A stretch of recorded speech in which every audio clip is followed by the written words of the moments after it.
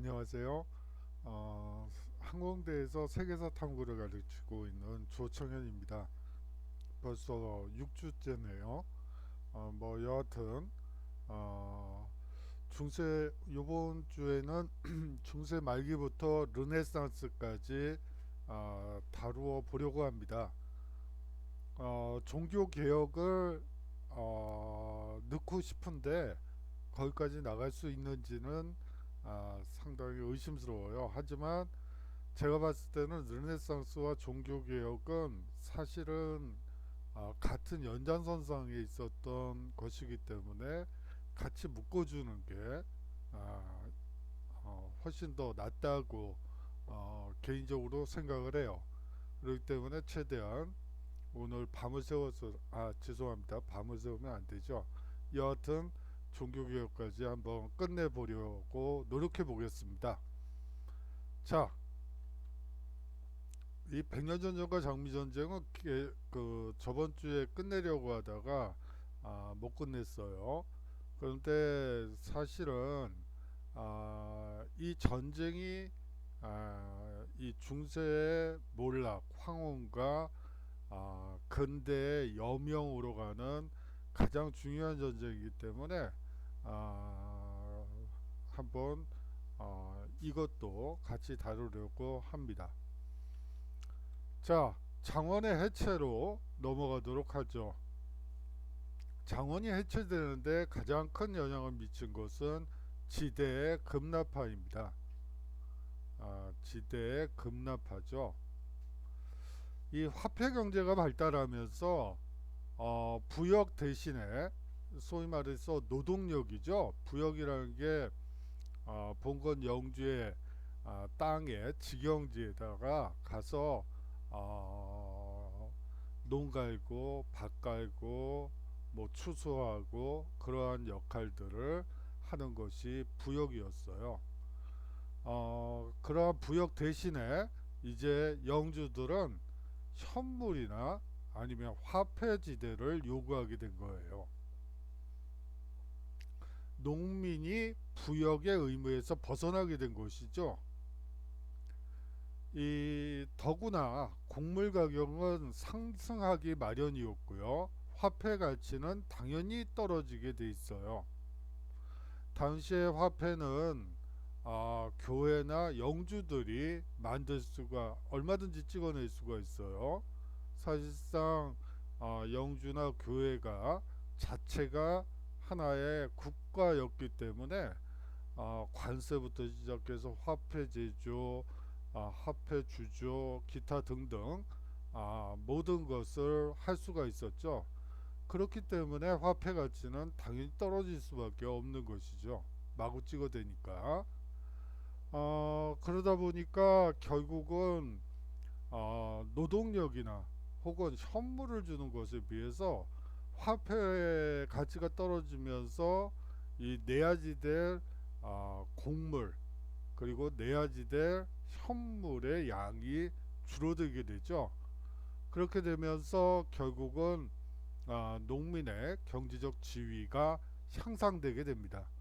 어떻게 보면 가장 중요한 부분이죠.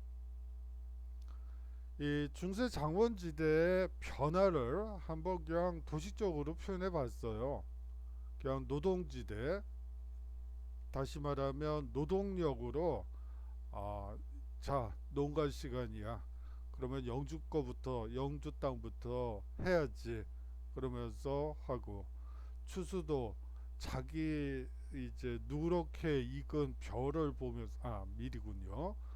밀을 보면서도 이제 영주 직영지에 가서 먼저 밀을 추수한 다음에야 자기 땅으로 가서 그 추수를 하게 되죠. 그러다가 이 노동지대가 다시 현물지대, 생산물지대로 변화되게 됩니다.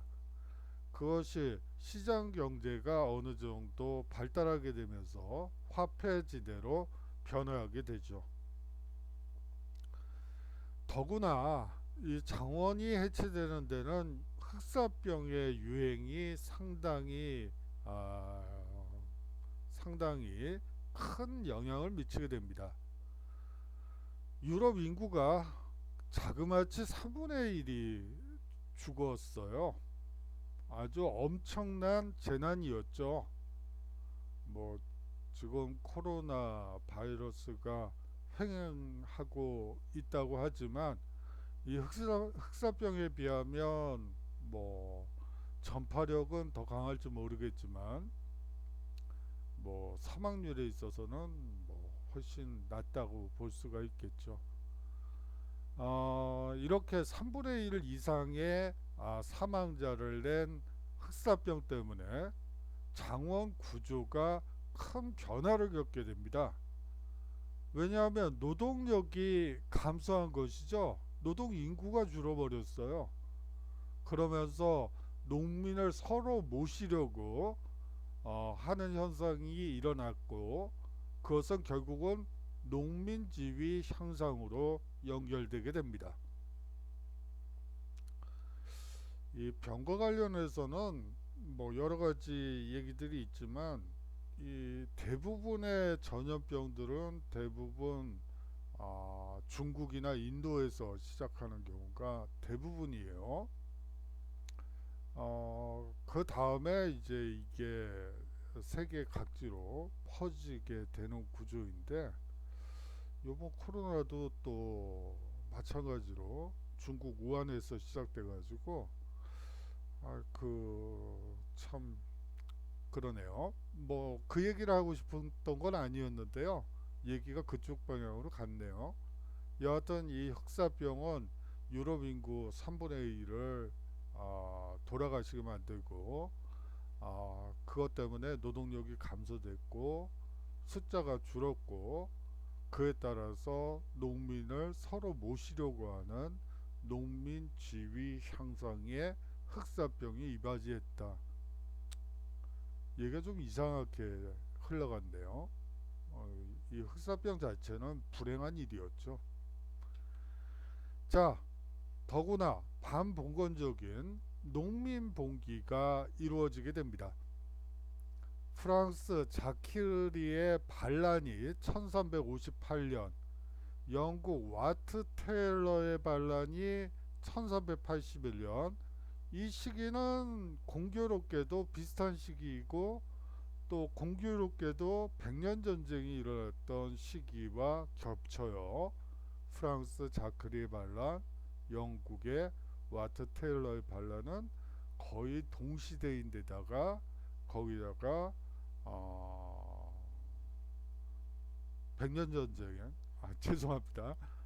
가끔 기억이 안 날 때가 있어요. 수업을 하다 보면 뭐 50대 이상에서는 조기 치매를 조심하라고 그러는데 가끔 좀 걱정이 될 때가 있네요. 죄송합니다. 여하튼 백년 전쟁의 원인이 그런데 안 웃으시네요. 저는 웃으라고 한 얘기였는데 그냥 조용한데요.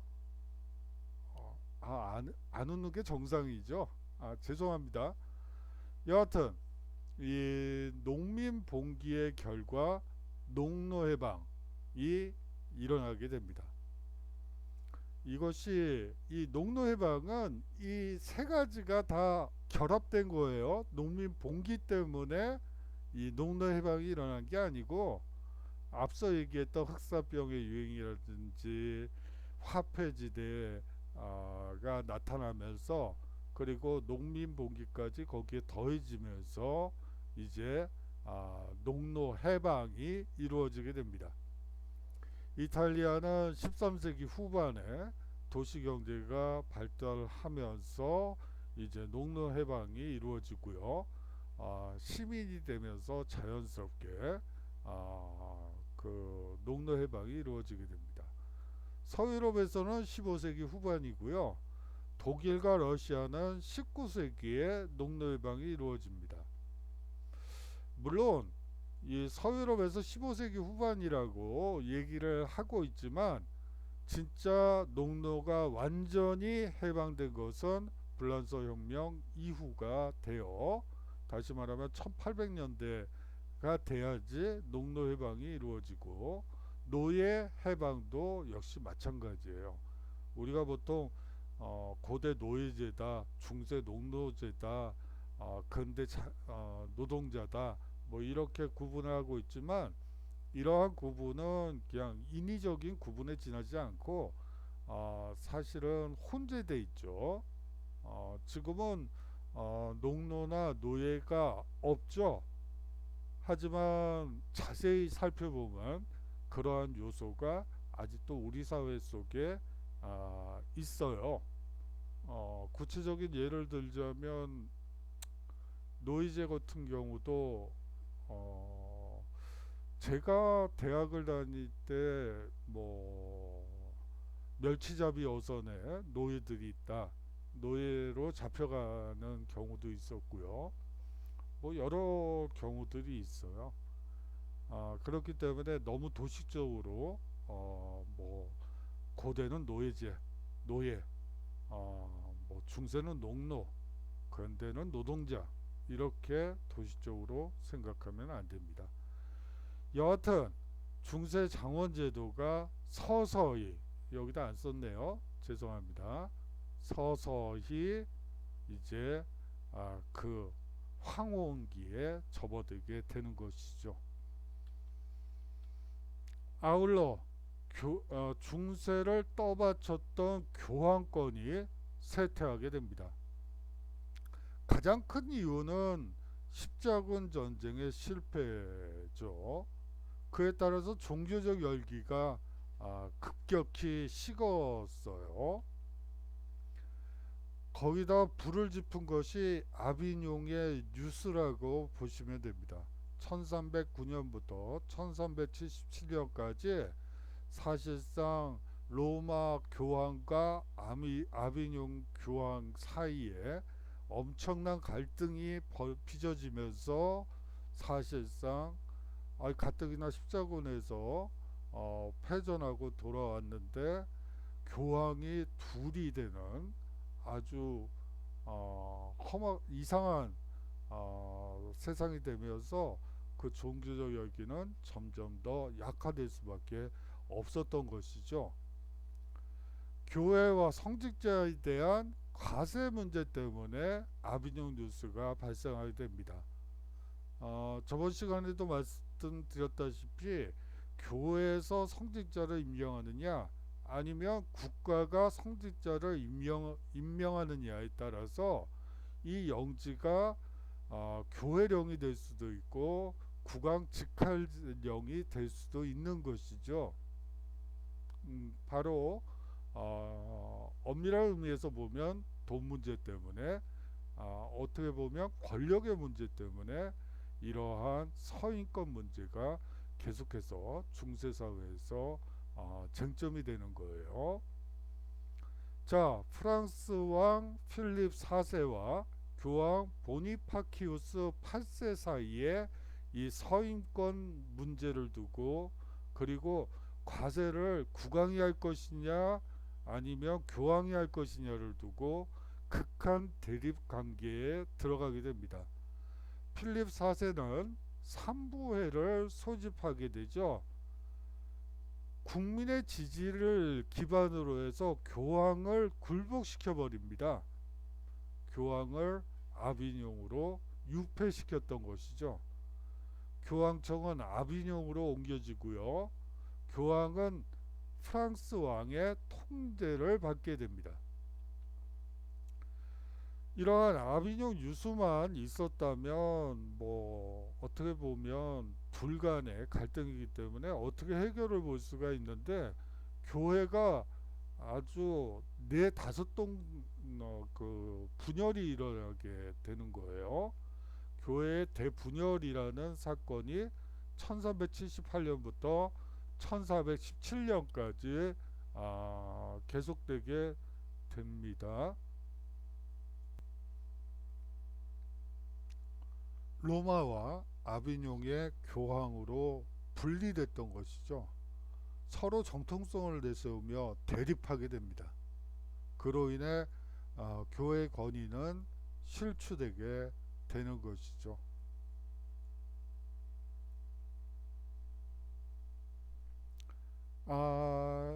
이 교회 대분열은 로마와 아비뇽의 교황만 있었어도 또 문제가 단순한데, 공의회가 일어나서 공의회에서 로마 교황과 아비뇽 교황 둘 다 물러나고, 우리가 새로운 교황을 추대할 테니까 두 사람 다 물러나, 이렇게 하고 또 교황을 하나 세워요.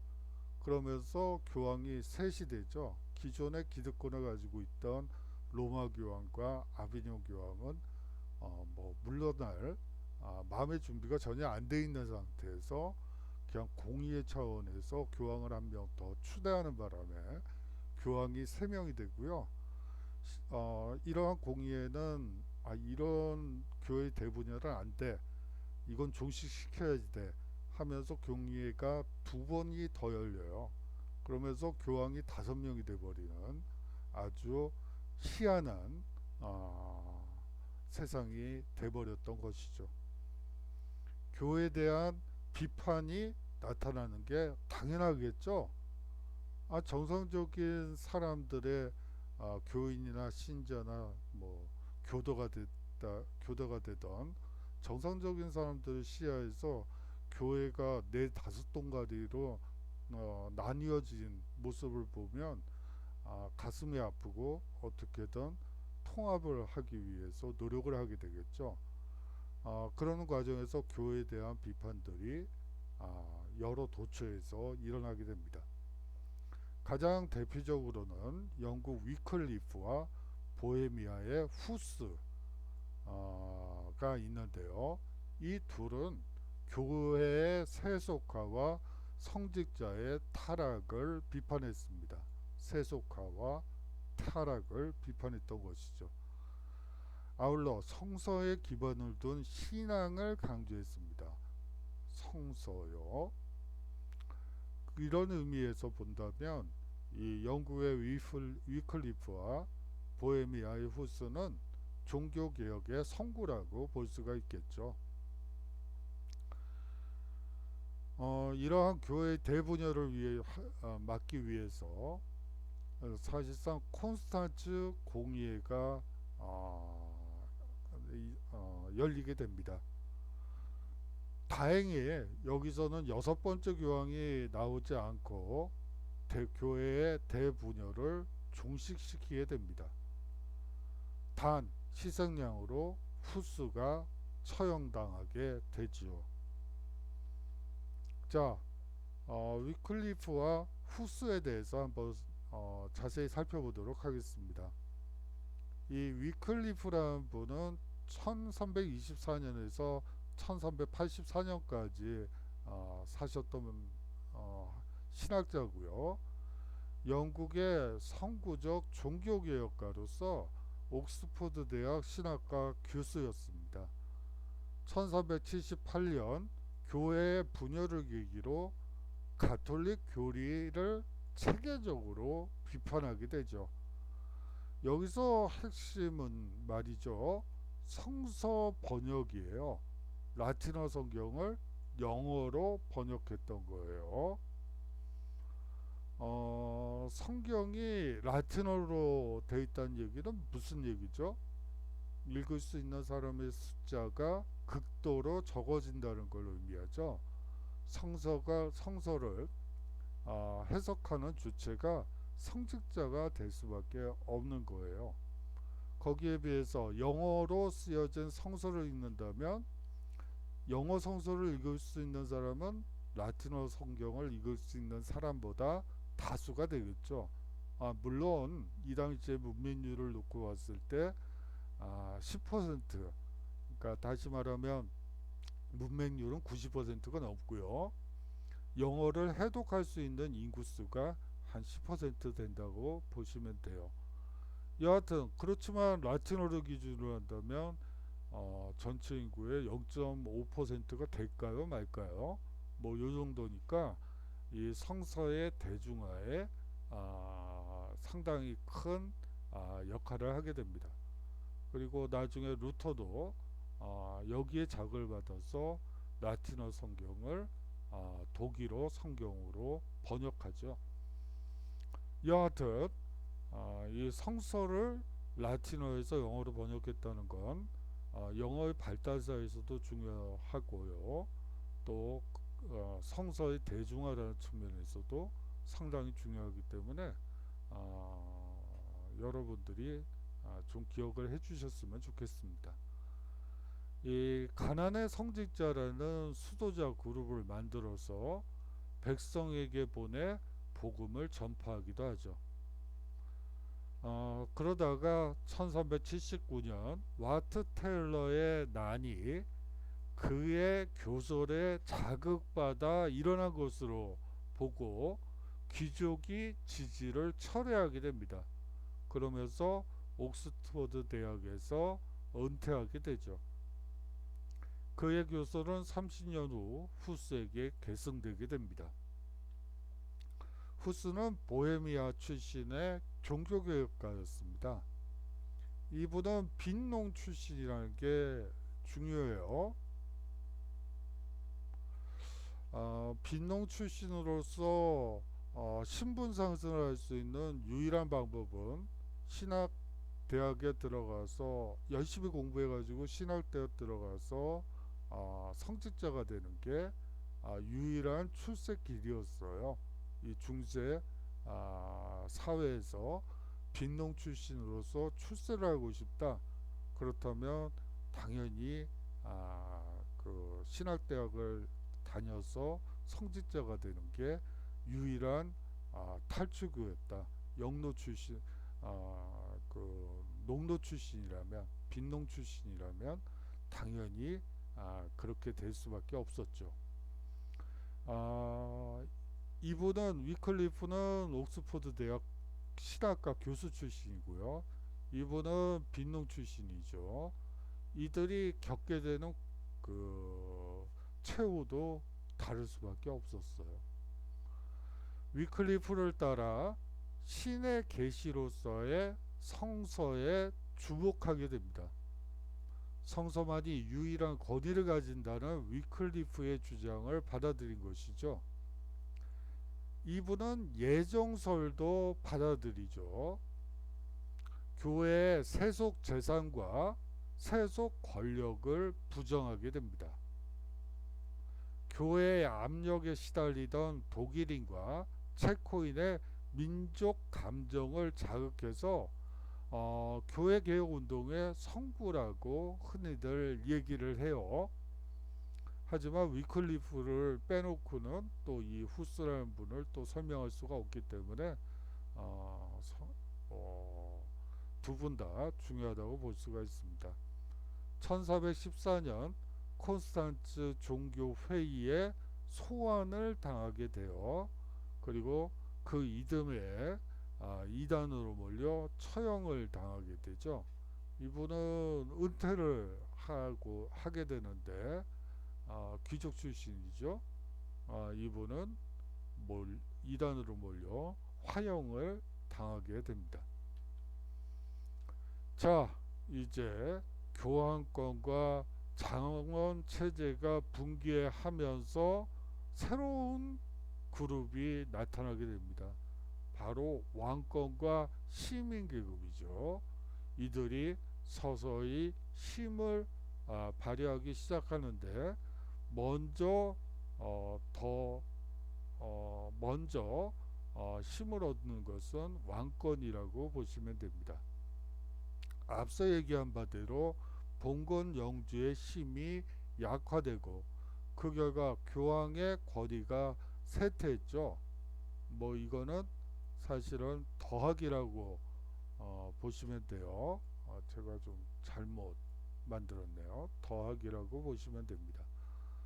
도시의 상공업자와 이 도시의 상공업자는 봉건적 제약에서 벗어나기 위해 왕권 강화를 지지하게 됩니다.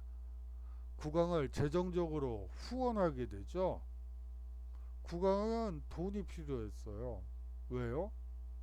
상비군과 관료제를 동시에 시스템을 만들어야 했기 때문이죠. 그런데 둘 다 봉급을 줘야죠. 군인한테도 봉급을 줘야지 되고요. 당연히 관료들에게도 봉급을 줘야지 되는 상황이 되죠. 이러한 와중에서 돈이 많이 재정적으로 후원이 필요했던 거예요. 그렇게 되면서 도시상공업자의 힘이 서서히 막강해지게 되는 것이죠. 그렇게 되면서 이 도시상공업자들은 신분제 의회에 참여하게 됩니다.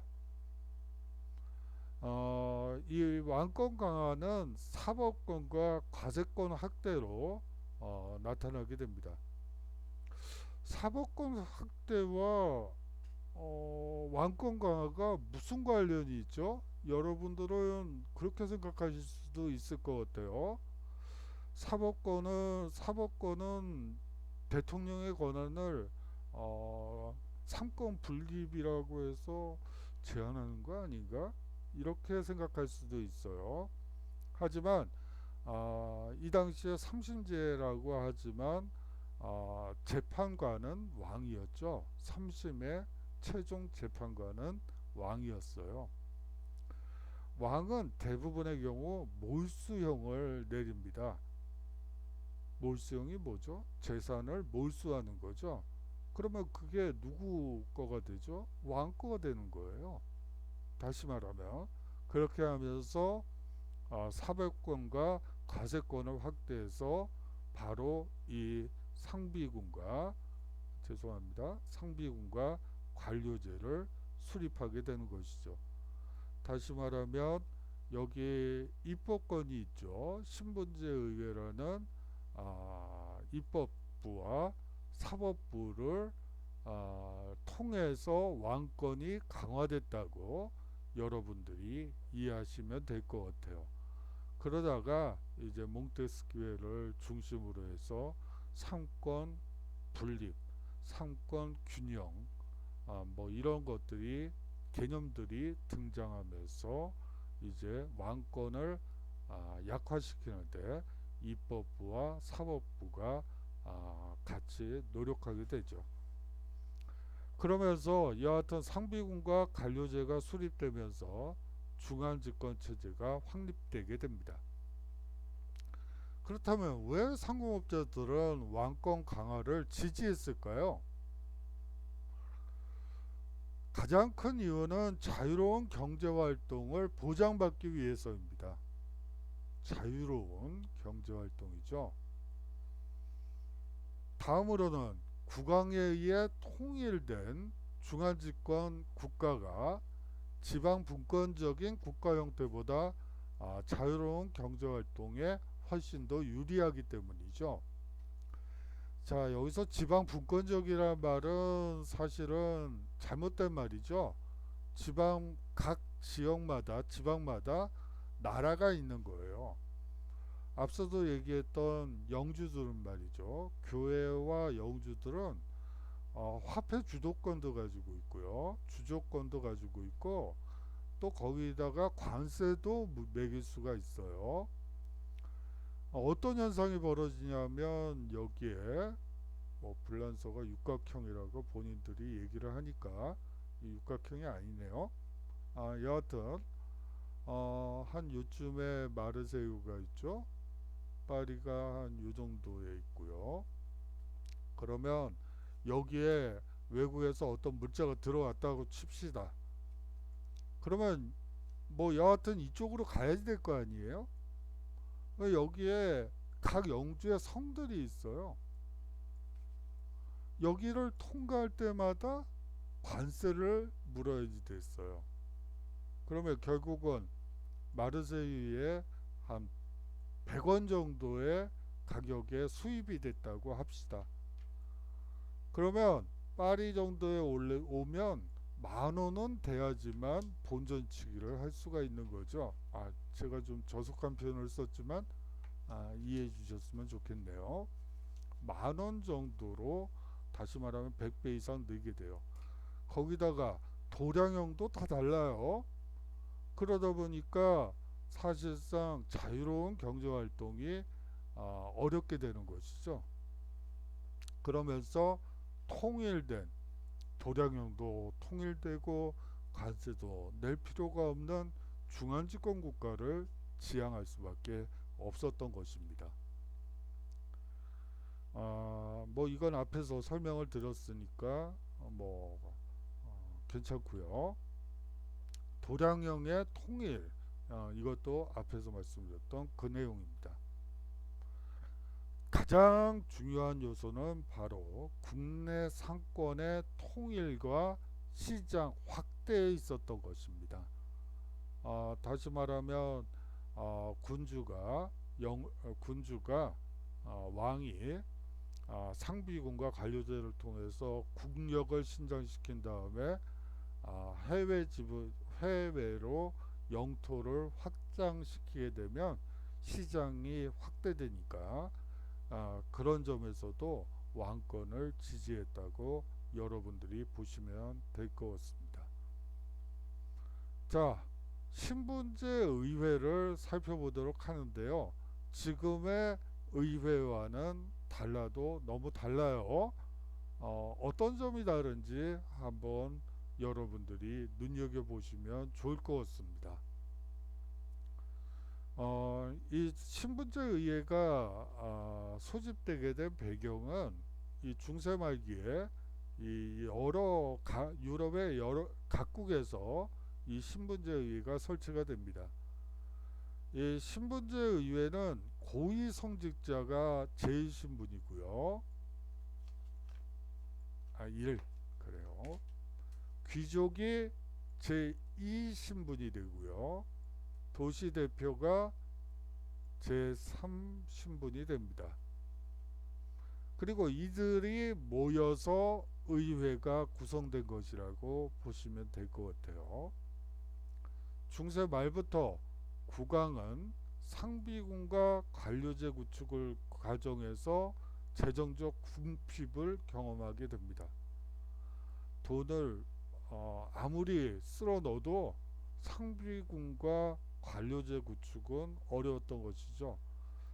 물론 이 시기에 관료제는 지금과 같은 공무원 시험 봐서 관료로 뽑히는 이런 시스템하고는 전혀 달라요.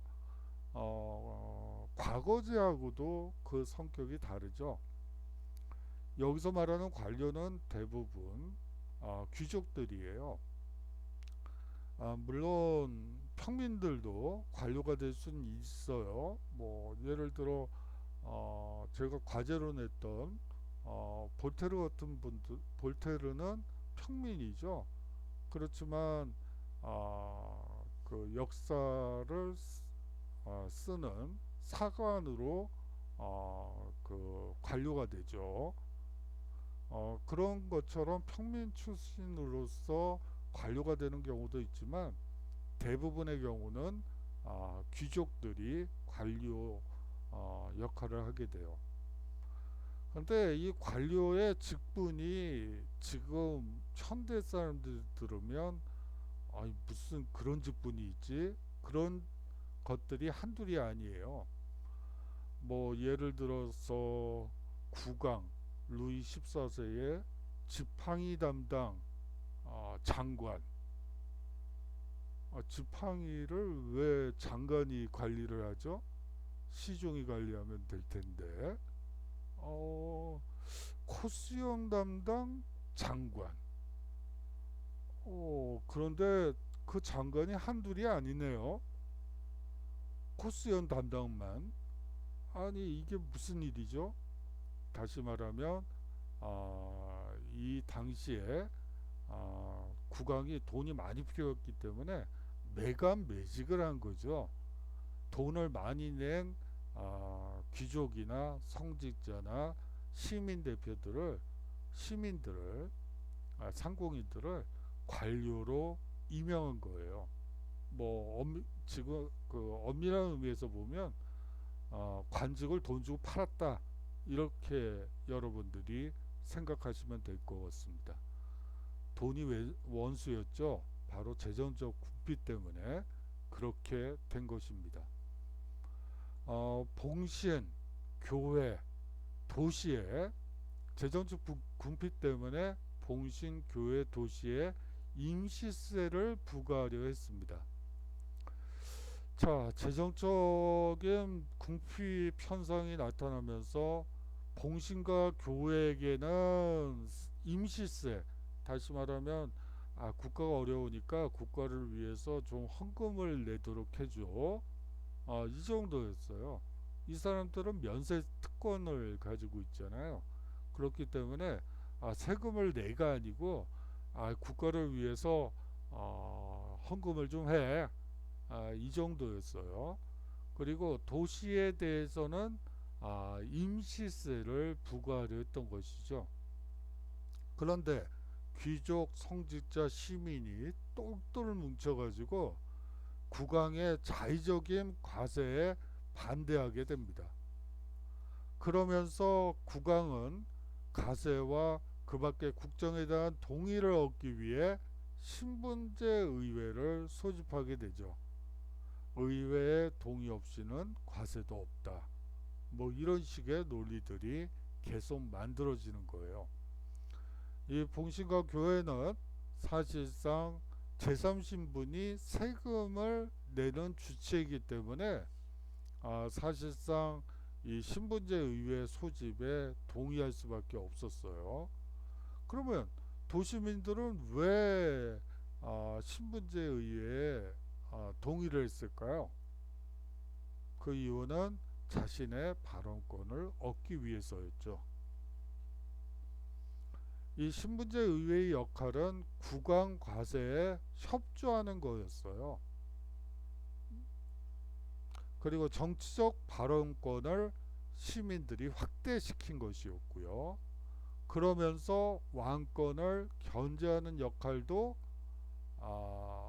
여기를 퍼센티지를 하자면 이렇게 되겠죠. 국정 과세에 대한 협조가 이 당시에는 가장 컸고요. 하지만 왕권 견제 역할도 다소 있었다라고 여러분들이 이해하시면 될 것 같습니다. 자, 대표적인 신분제 의회를 살펴보죠. 영국은 의회고요. 프랑스는 산부회고요.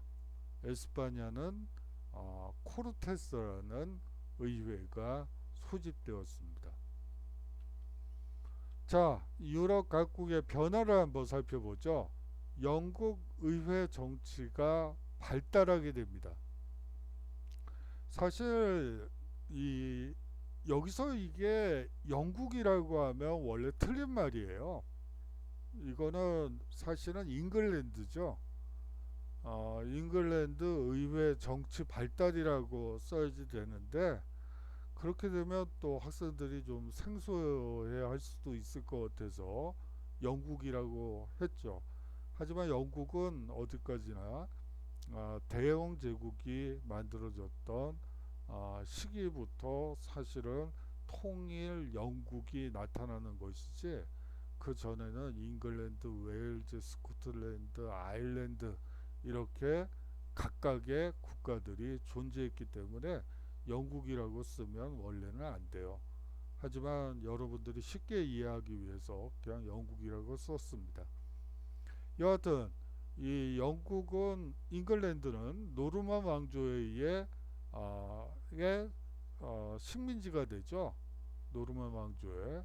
그러면서 봉건제가 도입되게 됩니다.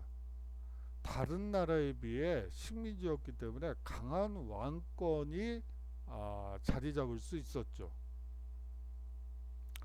이러한 강한 왕권에 대한 제재가 대헌장 제정으로 나타나게 됩니다. 이 대헌장은 1215년에 반포되었죠. 이 대헌장이 제정되는 배경은 조낭의 실정과 관련되어 있습니다. 거기다가 불란서 내에 영국령을 상실하게 되죠. 무거운 전쟁 중이었기 때문에 무거운 세금을 징수하게 됩니다. 뭐 백년 전쟁에 대해서 뭐 구체적으로 제가 뭐 수업 시간에 할 수는 없을 것 같아요. 아마 다음 주에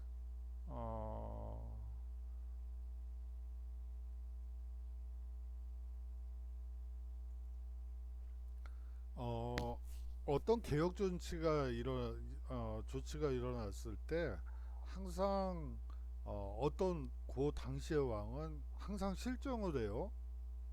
뭐 그거는 광해군도 마찬가지고 연산군도 마찬가지고 뭐 불란서에서 무슨 있었다 혁명이 있었다 그러면 대부분 실정을 얘기를 해요.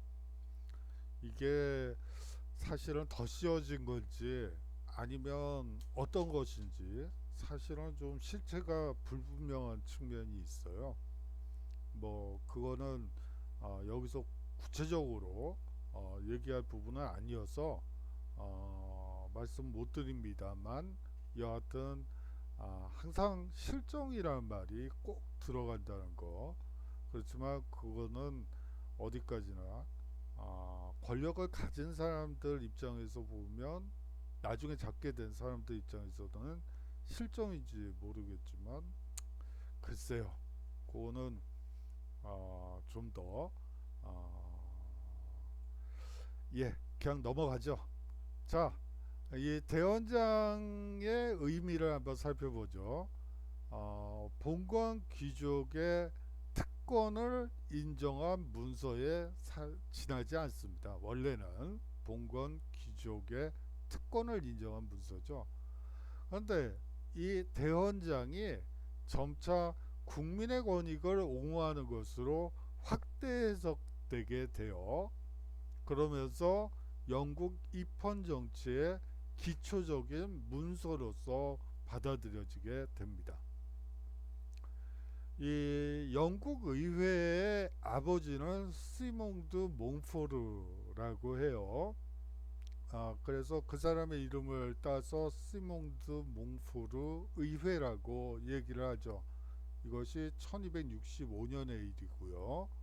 모범의회는 30년 후인 1295년에 소집됩니다.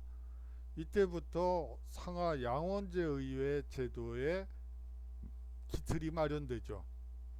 그것은 14세기 중반이고요.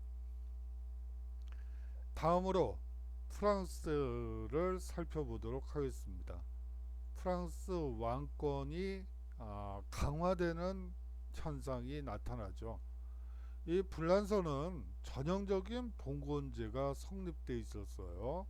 다시 말하면 영주의 힘이 국왕의 힘을 능가하는 경우가 많았죠. 뭐 백년전쟁 기간에는 부르고뉴 지역은 항상 왕의 반대편에 서서 잉글랜드와 동맹을 맺어서 프랑스 왕을 공격하는 그런 현상도 나타났고요. 지역적인 영토면에서도 불란서의 국왕은 일드 프랑스 지역 중에 일부, 뭐 대다수도 아니고요. 거기에 교회령 빼고 또 영주령도 있었거든요. 그럼 영주령 빼고 하면 사실상 가지고 있는 영지가 극히 적었죠. 그런데 노르만디 공국 같은 경우는 그 땅이 상당히 컸어요. 거의 10배 이상의 땅을 소유하고 있었죠. 다음으로 사실상 왕권이 미약했다고 볼 수가 있습니다. 그러다가 서서히 왕권이 강화되게 되죠. 필립 2세 때 영국의 조난과 싸워 프랑스 내 영국령을 회복하게 됩니다. 그리고 필립 4세 때는 삼부회가 소집돼서 교황을 굴복시키고 아비뇽으로 유폐시키게 되죠. 그러면서 프랑스의 왕권이 서서히 강화되면서 중앙 집권적인 국가로 변모해 가는 양상을 보이게 됩니다. 이 독일은 약간 좀 다른 길을 걷게 되죠. 독일은 영국과 불란서와는 다르게 정치적 분열상이 더욱 확대됩니다. 신성 로마 제국의 황제가 물론 명목상의 통치자예요. 하지만 봉건 제후의 세력이 워낙 강대했죠. 황제가 이탈리아 경영에만 치중했다는 것도 문제였어요. 자, 여기서 이탈리아 경영에 왜 치중을 했을까요? 신성 로마 제국 황제가 당시 이탈리아는 지중해 무역권을 장악하면서 비잔티움 제국이 몰락한 후에 이 지중해 무역권을 장악하면서 상당히 부를 획득했었죠. 그 돈 때문에 황제는 신성 로마 제국보다는 이탈리아 경영에 더 관심이 많았던 것입니다. 13세기에 황금 문서가 만들어져 유력 제후들이 황제를 선출하도록 규정했죠. 1352년이고요. 좀 이상하죠? 왜 황금 문서죠? 이게 말이죠. 황금으로 만든 국세를 가지고 처음으로 도장을 찍은 문서가 이 문서였기 때문에 황금 문서라고 부르는 거예요. 여하튼 300여 개의 영방 국가와 자치도시로 분열되어 있었습니다. 자, 독일이라는 국가에 독일이란 말도 이 원래 잘못된 말이죠.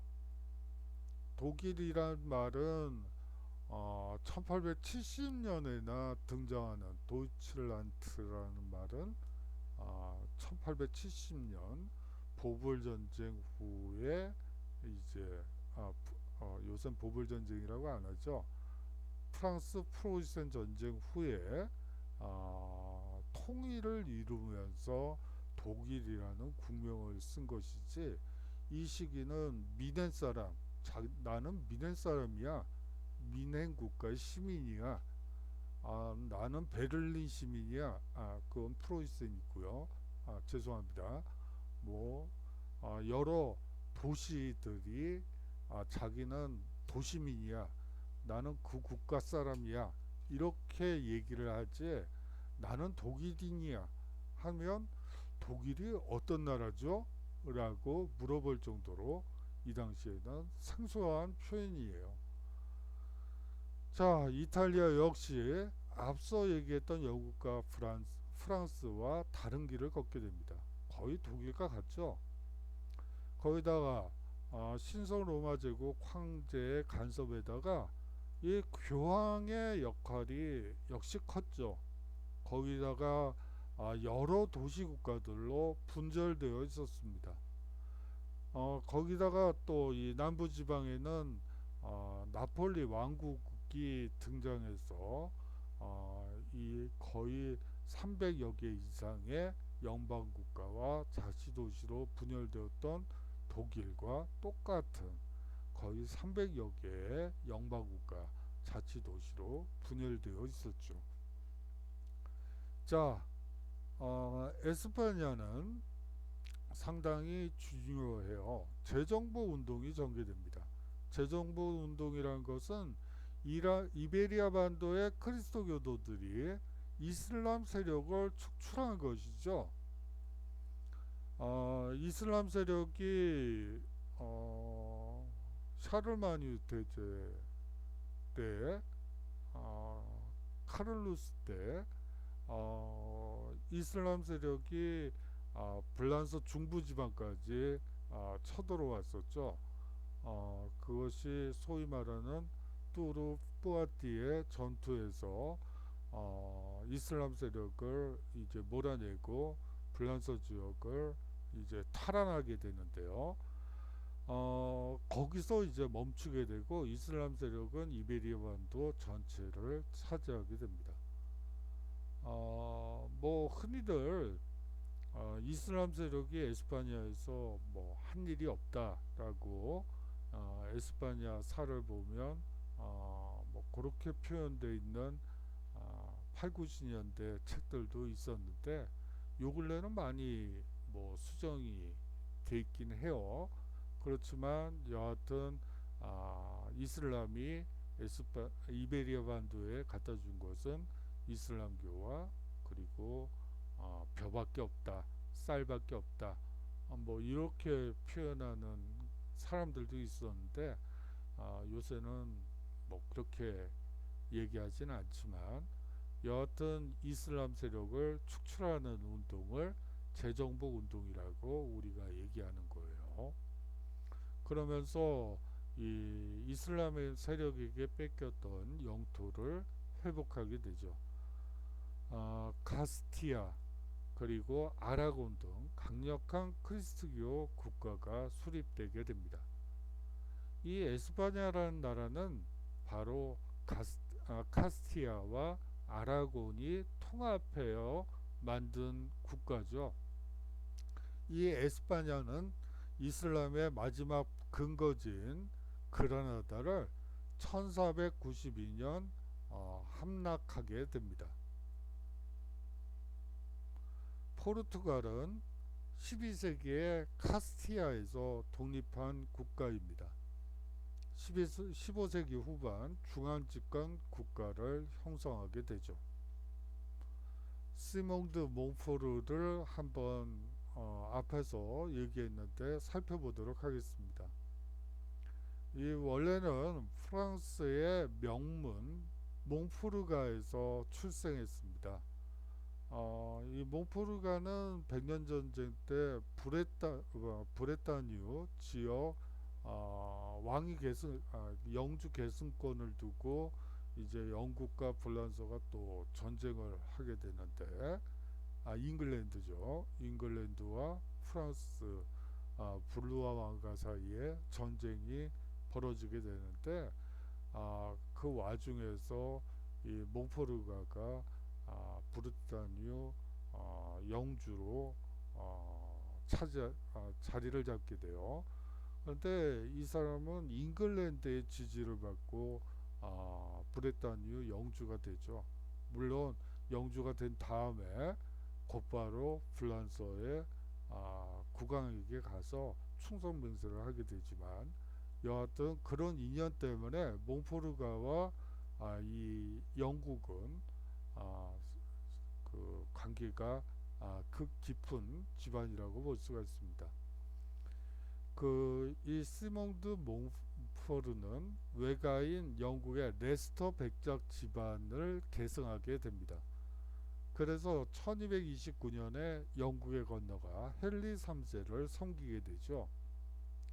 왕의 실정에 대한 귀족들의 불만이 커지자 1262년에 반란이 일어나는데 이 시몽드 몽포르가 이 반란군의 우두머리였어요. 루이스 전투에서 왕을 포로로 잡는데 성공하죠. 왕국의 개혁을 추구했고요. 그리고 스스로 국정을 담당하기도 했습니다. 이 시몽드 몽포르가 유명한 것은 귀족, 성직자, 시민 대표가 참여하는 의회를 처음 소집했다는 거예요. 하지만 너무 이상적이어서 귀족이 반감이 심했고요. 황태자 에드워드에게 패해서 처형을 당하게 됩니다. 하지만 여기서 가장 핵심은 영국 의회를 시작한 아버지가 시몽드 몽포르다. 뭐 그 정도로만 이해하시면 될 것 같습니다. 다음으로 황금 문서에 대해서 살펴보도록 하죠. 1356년에 신성 로마 제국 황제 카를 4세가 반포한 문서입니다. 법이죠. 황금 국세를 사용한 데서 황금 문서라 불리죠. 대제후의 기득권을 인정하고 가장 핵심이죠. 대제후의 기득권 인정. 제국의 정치적 혼란을 수습하고자 신성 로마 제국 황제의 선정 방식이 규정되어 있습니다.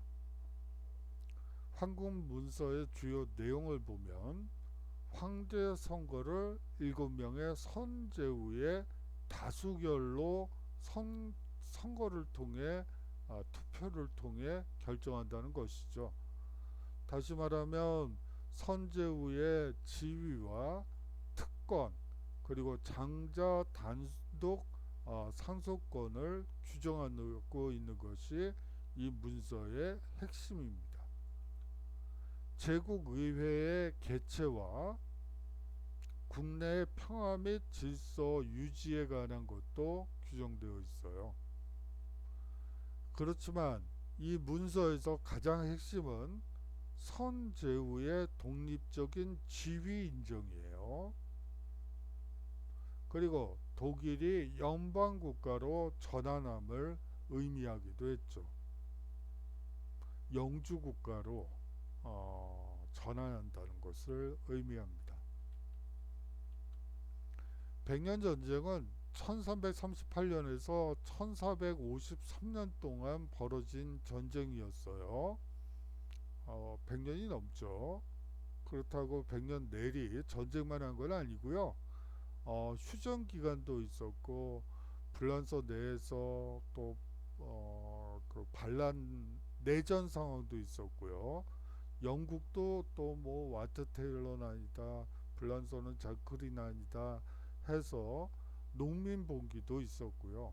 아주 복잡한 역사를 가지고 있다고 보시면 돼요. 이 백년 전쟁의 원인은 프랑드르 지방의 경제적 이권, 면직물이 목면 산업과 모직물이 발달했던 산업이 발달했던 프랑드르 지방의 경제적 이권, 그리고 프랑스 내의 영국령 문제,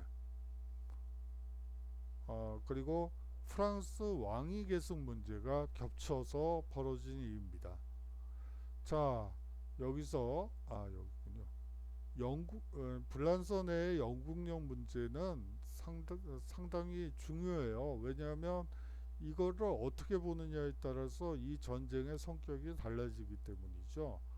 예를 들어서 이 잉글랜드의 경우, 영국령이 아니죠. 잉글랜드령 같은 경우에 뭐 가스코뉴 지방 그리고 브루타뉴, 뭐 불란서에 상당히 많은 영지가 잉글랜드령이었어요. 사실은 그렇기 때문에 어떤 사람들은 이것을 백년전쟁이라고 하지 않고 불란서의 왕에 대해서 잉글랜드 왕이자 가스코니의 기사인 그리고 백작인 이 잉글랜드 왕이 도전한 그러한 불란서 내의 내전으로 보는 입장도 있고요. 뭐 여러 가지 얘기가 있어요. 뭐 그거는 복잡하니까 여기서 뭐 다 얘기하기는 어려울 것 같고요. 처음에는 영국군이 우세한 걸로 나왔지만 원래는 불란서가 우세했어요. 처음 전쟁은 프랑스가 유리했었죠. 그러다가 영국군이 다시 승기를 잡아서 거의 뭐 소위 말하는 불란서 왕위 계승 문제를 잉글랜드 왕이 불란서의 왕을 겸하는 걸로 그 조약이 맺어지려는 순간에 이 잔다르크라는 그 여성이 나와서 불란서가 승리하게 돼요. 이 잔다르크의 성격에 대해서도 여러 가지 얘기들이 있죠. 뭐 심지어는 이 잔다르크가 신무기를 만들죠. 바로 이 대포라는 포 있죠. 대포하면 뭐가 생각나세요? 대포집이 죄송합니다. 여하튼 옛날에 그 막걸리 마시던 데를 대포집이라고 있거든요. 그런데 뭐 여하튼 이 대포를 처음 등장시킨 것이 이 잔다르크고, 이 대포 기술자로서 이 잔다르크를 얘기하는 사학자들도 상당히 많아요. 처음 이 백년전쟁에서 유럽에서는 대포를 사용하게 되죠. 원래 영국군이 먼저 사용을 했어요. 그런데 그거는 살상력이 없고요. 오히려 이 폭죽처럼 소리만 요란한 거였고, 정확도가 극히 낮았어요. 그러던 것이 잔다르크가 사용한 대포는 상당히 정교하고 살상용이었죠. 그렇게 하면서 프랑스가 승리를 하게 됩니다. 여하튼 뭐 잔다르크에 대해서는 이 밖에도 뭐 여러 가지 얘기가 있어요. 뭐 그거를 얘기를 시작을 하면 거의 밤을 새워야 되기 때문에 이 정도로 그냥 끝내죠. 여하튼 프랑스는 통일된 영토를 확보하게 됩니다. 가스코니 지방, 노르망디 지방, 뭐 전쟁 중에는 보르도도 뺏기죠. 부르고뉴도 뺏기고, 뭐 이러한 불란서의 대부분의, 일드 프랑스 이외의 대부분의 땅을 프랑스가 확보하게 되는 것이죠. 그러면서 중앙 집권 국가로 발전할 수 있는 발판을 마련하게 됩니다. 장미 전쟁은 1455년에서 1485년까지 일어나는 전쟁입니다. 원인은 랭카스터가와 요크가의 왕위 계승 싸움이죠. 랭카스터가는 홍장미파고요. 요크가는 백장미파예요. 이게 무슨 깡패들 싸움도 아니고 이게 뭔지 모르겠는데요. 여하튼 이렇게 왕위 계승 싸움이 벌어지면서 튜더 왕조가 성립하게 되죠. 봉건제후 세력이 약화되고요. 중앙집권 체제의 토대가 확립되게 됩니다. 전쟁에서 많은 귀족들이 사망하게 됩니다. 이 당시는 불란서에서 포가 만들어졌다고 했잖아요. 살상용 포가, 대포가. 이 장미전쟁 때는 그 포를 이용해서 전쟁을 했기 때문에 이 영주들의 희생이 아주 엄청났던 것이죠. 그러면서 중앙집권 체제가 확립된다고 보시면 되겠습니다. 자, 다음으로 르네상스를 살펴하겠습니다. 자, 이 르네상스라는 말은 불어죠. 프랑스어죠. 부활과 재생이라는 의미입니다. 이 14, 16세기에 걸쳐 그리스 로마의 고전 문화를 바탕으로 일어난 새로운 문화운동이라고 보시면 돼요. 자, 어떤 새로운 면이 있었냐면 바로 인간과 자연의 재발견이었던 것이죠. 자, 성경이라는 틀 속에서 인간과 자연, 신이 만들어낸 인간과 자연을 봤다면 이제 인간과 자연을 성경에서 분리해서 그 자체로서 재발견하려는 운동이 바로 르네상스라고 여러분들이 생각하시면 될 것 같아요. 이 르네상스의 근본 정신은 바로 인본주의입니다. 새로운 인간관과 자연관이 탄생하게 되죠. 인간 중심적 사고가 나타나게 됩니다. 교회 제도나 신앙생활의 제약을 넘어서서 인간의 개성과 능력을 강조하게 되죠. 이거는 별한 뵙게 해줘야죠. 인간만이 가지고 있는 각각의 개인이 가지고 있는 개성, 각각의 개인이 가지고 있는 능력을 강조한 거예요. 인간의 전체적 발전을 도모하는 운동이기도 하고요. 자, 르네상스 운동의 전개를 보면요.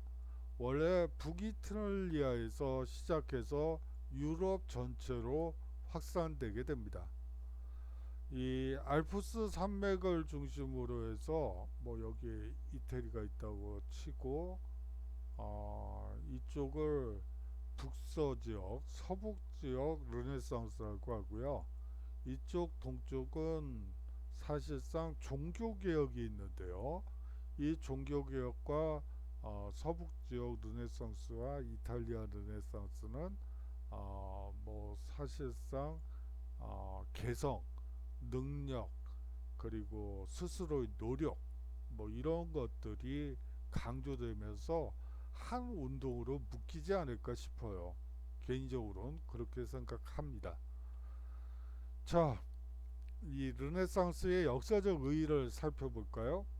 단순한 고전 문화의 부흥이라면 우리가 여기서 굳이 다룰 필요가 없겠죠.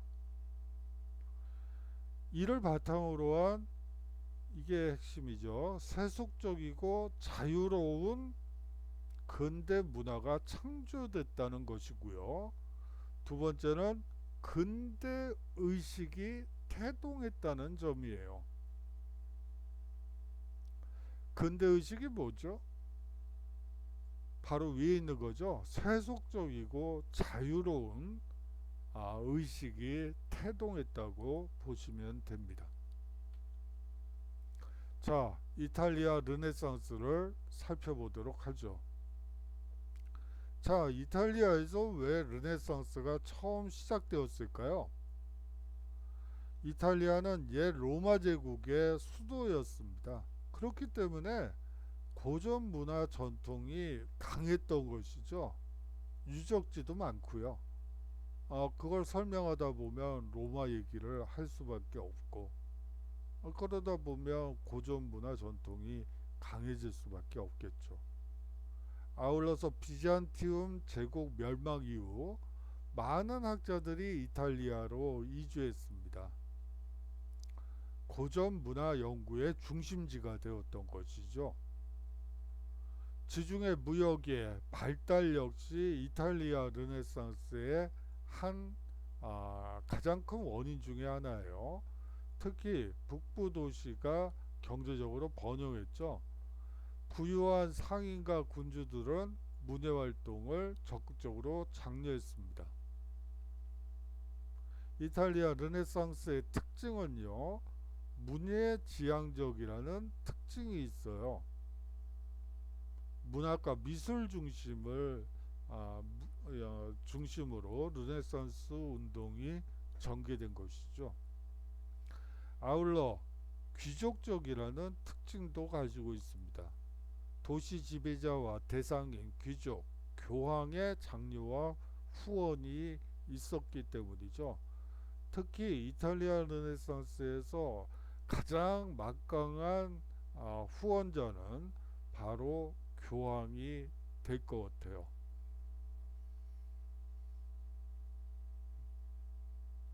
문학과 미술의 새로운 경향을 한번 볼까요? 이 페트라르카는 최초의 근대인 혹은 최초의 인문학자라는 별칭을 가지고 있어요. 왜 그럴까요? 바로 인간의 감정을 솔직하게, 이게 핵심이죠. 그리고 감정이라는 측면을 솔직하게 표현한 데서 이 사람을 최초의 인문학자 아니면 최초의 근대인이라고 얘기하는 것입니다. 서정시 위주로 작품을 썼고 라틴 문학 연구에 이바지했죠. 보카치오는 데카메로딘이라는 책을 썼어요. 이 근대 소설의 효시라고 흔히들 얘기하죠. 사회의 타락상과 인간의 위선을 풍자했습니다. 자, 사회의 가장 진솔한 면, 인간이 가지고 있는 가장 완벽한 면, 그것이 무엇인지를 얘기하는 과정에서 타락상과 위선을 얘기하게 된 것이죠. 미술은 고전 미술을 모범으로 인간의 아름다움을 어떻게 해요? 있는 그대로 표현했다는 특징을 가지고 있습니다. 여기서 있으면 뭐 고전 미술을 모범으로 했다는 것도 중요하지만 가장 더 중요한 요소는 아름다움을 있는 그대로, 아름답지 않아도 있는 그대로 표현한 것이죠. 레오나르도 다빈치는 어, 모나리자와 최후의 만찬을, 미켈란젤로는 최후의 심판과 천지창조 다비드상을, 라파엘로는 성모상과 아테네 학당을 그렸어요. 자, 여기서 최후의 만찬, 최후의 심판, 천지창조, 성모상을 보시면 아시겠지만 사실은 아주 막강한 후원자가 교황이었고, 이것들은 천장화나 벽화의 형태로 남아있죠. 다시 말하면 이탈리아 르네상스의 가장 막강한 후원자는 바로 교황이었다라고 여러분들이 생각하시면 될 것 같아요. 르네상스 건축 양식을 살펴보면 그리스의 열주와 로마의 아치 또는 돔을 융합했어요. 절충했다고 볼 수가 있겠죠. 가장 유명한 건축물은 바로 성베드로 성당입니다. 군주는 여우의 교활한 지혜와 사자의 용맹을 겸비해야 한다. 지배자에게 주어진 최고의 의무는 권력과 안전을 유지하는 것인데, 그 목적을 달성하기 위해서는 겉모술수를 포함한 냉혹한 현실주의 정치 기술이 필요하다. 누가 한 말일까요? 바로 마키아벨리가 군주론에서 한 말입니다. 왜 냉혹한 현실주의 정치, 그리고 겉모술수를 써도 된다고 했을까요? 당시 이탈리아는 분열돼 있었죠. 이 분열된 이탈리아를 하나로 통일시킬 수만 있다면 그 조건 하에서 바로 겉모술수를 포함한 냉혹한 현실주의 정치 기술이 필요하다고 얘기했던 것입니다. 새로운 군주의 출현을 고대한 것이죠. 이게 마키아벨리가 군주론을 쓴 가장 큰 이유예요. 어떻게 하면 분열된 이탈리아를 하나로 통일시킬 것인가. 이게 고민의 첫 번째 모토였죠. 이 이탈리아 르네상스는 쇠퇴하게 됩니다. 신학의 개척 이후 무역의 중심이 지중해에서 대서양으로 이동하기 때문이죠. 르네상스와 관련해서는 사실은 재밌는 얘기들이 많아요. 뭐 예를 들어서 이 당시는 아직 신분제 사회였죠. 그렇기 때문에 평민들은 아무리 부자가 돼도 돈을 벌어도 신분에 맞는 옷을 입어야 됐어요. 신분에 맞는 옷이라는 것은 비단을 착용하면 안 되죠. 그리고 귀금속을 달고 다녀도 안 돼요. 그거는 평민이 할 수가 없죠. 그래서 이 시기에 평민들이 입고 다니던 옷들이 있어요. 어떤 옷이냐면 속 안감을 비단으로 하고요. 거기다가 뭐 금은 보석을 두르는 거죠. 받기도 하고. 그 다음에 평민들이 입는 누더기를 입었어요.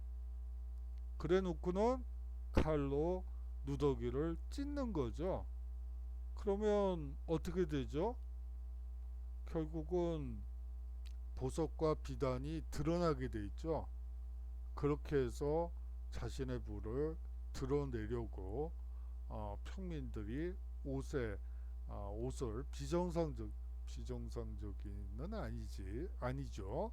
그런데 뭐 여하튼 그런 풍속도 나타났고요. 이 당시에는 또 요새는 어때요? 사진관에 가서 사진을 찍죠. 요새는 사진관에 또 안 가는구나. 참. 그냥 셀카를 아니 그 사진을 찍죠. 그래서 이제 뭐 과거의 조상들을 또 기억하기도 하고요.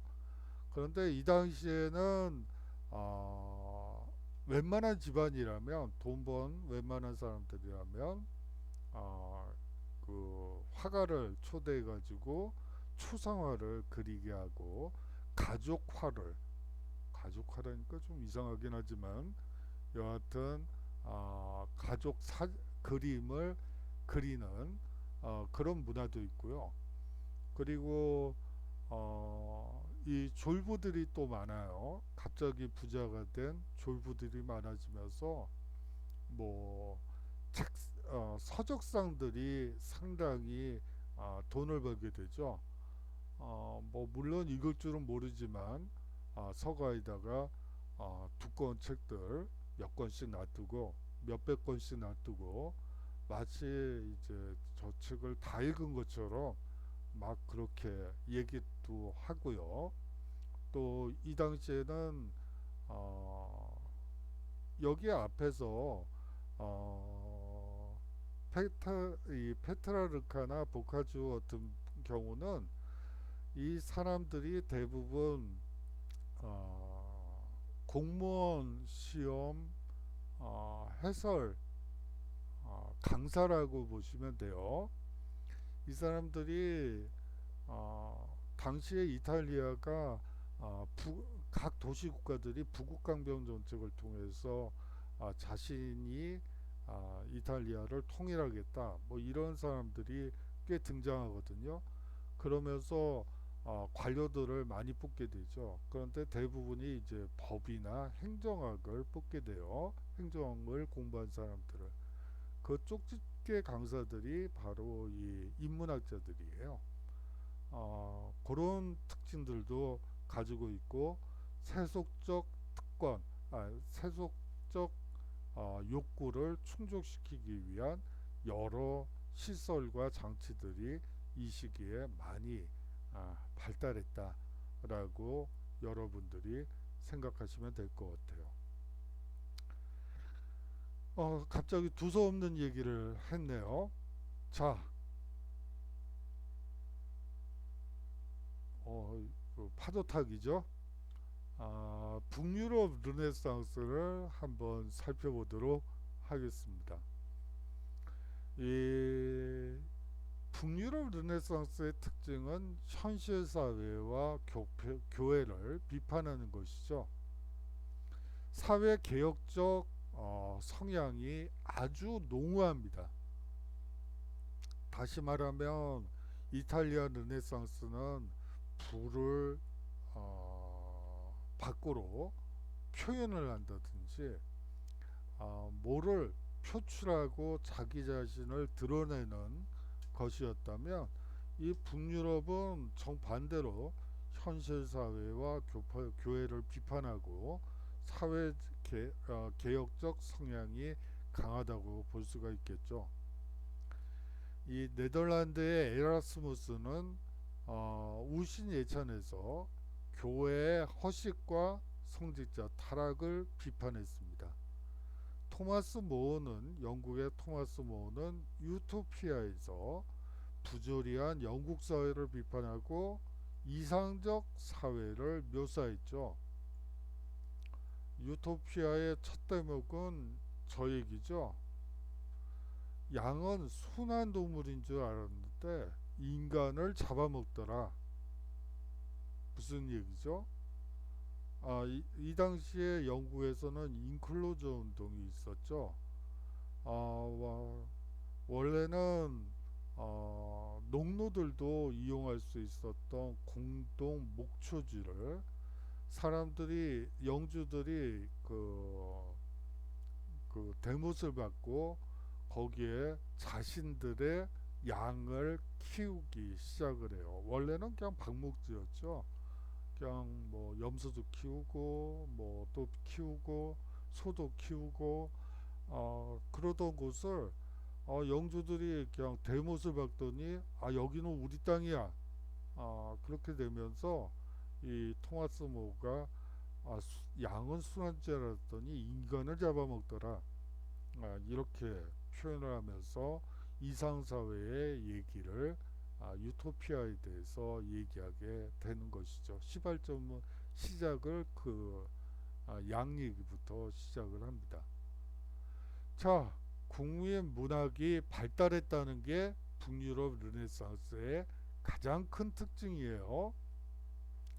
뭐 다른 점은 몰라도 이 국민 문학의 발달은 가장 중요해요. 라틴어에서 벗어나 모국어로 작품을 쓰기 시작한 것이죠. 세르반테스는 그 스페인어로 돈키호테를 저술했습니다. 그러면서 몰락한 기사를 풍자하죠. 여기서 핵심은 돈키호테에서 몰락한 기사를 풍자했다는 것보다도 에스파냐어로 돈키호테를 썼다는 게 더 중요해요. 섹스피어는 영국인이죠. 뭐 여러분들이 더 잘 알겠지만 햄릿, 로미오와 줄리엣 등 희곡을 썼는데 여기서도 핵심은 이 희곡을 썼다는 게 중요한 게 아니고 영어로 햄릿과 로미오와 줄리엣을 썼다는 것이죠. 모국어로 작품을 쓰기 시작했다는 거 상당히 중요해요. 북유럽 르네상스의 가장 큰 특징이라고 보시면 됩니다. 종교개혁에서도 루터가 독일어로 성경을 번역했죠. 라틴어 성경을. 그렇기 때문에 제가 봤을 때는 북유럽 르네상스나 종교개혁은 그런 측면에서 국민문학의 발달과 깊은 관련이 있고 상당히 중요하다고 생각을 합니다. 자, 북유럽 르네상스의 특징은 서민과 농민 생활을 묘사한 성민적 성격이 농후하다는 거예요. 바네이크 형제 네덜란드 분이고요. 브리얼은 독일 분이에요. 그런데 서민과 농민 생활을 묘사했다. 왜 묘사를 했을까요? 여기저기서 많은 의견들이 있는데 저는 들리는데 여러분들은 안 들리시겠죠? 극히 정상적인 것 같아요. 여하튼 서민과 농민 생활을 묘사했다. 사실은 네덜란드의 국왕이 서민과 농민들은 도대체 어떻게 사는지 궁금해. 내가 지금 정치를 잘 하고 있는 건가? 이런 고민을 하면서 바네이크 형제에게 가서 그림을 그려서 서민과 농민 생활을 알 수 있게끔 사실화를 그리도록 해라 라고 영을 내리죠. 그러면서 그들은 서민들의 일상생활과 농민들의 일상생활을 그림으로 표현하게 되고 그것이 바로 이 서민적 성격이라고 얘기를 하는데 뭐 서민적 성격이라고 볼 수도 있지만 국왕의 필요에 의해서 그런 경향이 나타났다는 것도 여러분들이 좀 기억해 주셨으면 좋겠습니다. 마치 김홍도가 정조를 위해서 정조 대왕을 위해서 서민 생활을 일상 생활을 그렸던 것과 마찬가지로 마찬가지 구조라고 여러분들이 이해하시면 됩니다. 자, 르네상스 시기 과학기술의 발달을 살펴보도록 하죠. 자연을 세밀하게 관찰하고 탐구하는 것이 르네상스의 정신입니다. 자, 자연을 자연 그대로 보고 관찰하고 탐구했다는 거죠. 뭐를 기반으로 해서 자연을 보는 게 아니죠. 성경을 기준으로 해서 혹은 신학자의 논리를 기준으로 해서 자연을 보는 것이 아니고 자연을 있는 그대로 세밀하게 관찰, 탐구했다는 것이 가장 핵심어예요. 그리고 르네상스 시기 과학기술의 발달은 근대 과학기술 발달의 기반이 되기도 합니다. 중국에서 전래된 과학기술의 도입이 이루어지고 유럽 사회는 커다란 변화를 경험하게 됩니다. 중국에서 화약이 도입되게 됩니다. 그러면서 전술의 변화가 이루어지고 결국 봉건기사를 몰락을 재촉하게 됩니다. 그리고 국왕은 상비군을 육성하게 되죠. 이 나침반의 역할도 중국에서 전래된 나침반의 역할도 상당히 중요합니다.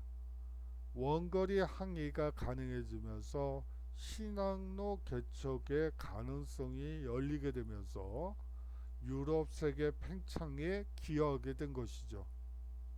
마지막으로 활판 인쇄술, 구텐베르크에 의한 활판 인쇄술, 역시 중국에서 전래된 이 활판 인쇄술은 상당히 서유럽에 중요한 영향을 미치게 되는데요. 바로 새로운 지식과 사상 보급이 촉진되었다는 겁니다. 르네상스와 종교개혁이 확산되는 데에는 활판 인쇄술의 개발이 가장 큰 영향을 미쳤다고 볼 수가 있겠죠. 자, 종교개혁으로 넘어가도록 하겠습니다.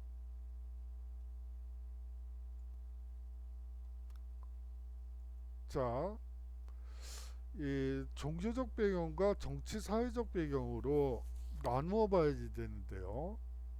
이 종교개혁의 종교적 배경은 앞서 누누이 얘기하지만 교황권의 쇠퇴와 교회의 타락이 가장 큰 이유입니다.